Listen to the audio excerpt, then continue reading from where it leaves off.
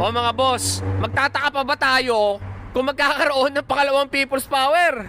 Putang ina, inuubos nyo yung pasensya ng mga tao. Kayong mga nasa Kongreso at yung mga taong bumoto sa inyo, ay sila rin yung pumili sa ating Vice Presidente. Kayo nga yung nagiging dahilan kung bakit nagkakagulo yung Pilipinas.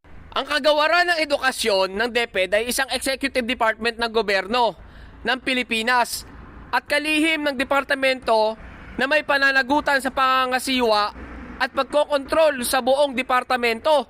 Kaya nga niya kayo hinaharap dyan sa kamera dahil pinapatotoo niya na wala siyang kasalanan at may pananagutan siya sa batas. Alam niyo ba yung ginigipit niyo?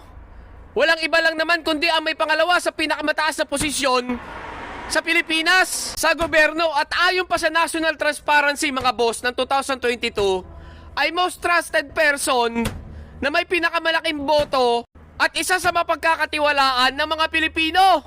Putang ina ng mga kongresista na to Mga tingi-tingi na nga lang yung mga nakukuha nyong boto.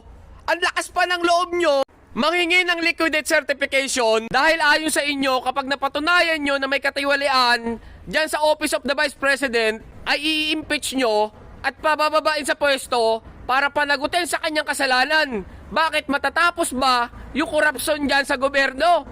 Sa tingin nyo matatapos ba? Bakit hindi nyo isama yung mga taga-national government pati na rin yung mga taga-local government units sa mga Office of the Mayor na mayroong mga regional states? Di ba nakakatanggap din naman yan ng mga confidential funds? Pati barangay official, isama nyo na rin. Dahil malaki rin naman yung mga nakukuhang pondo ng mga kapitan na yan. Huwag nyo kaming gawin tanga, alam namin yan. Isama nyo na rin yung House Speaker na si Martin Romualdez, pati si Saldico.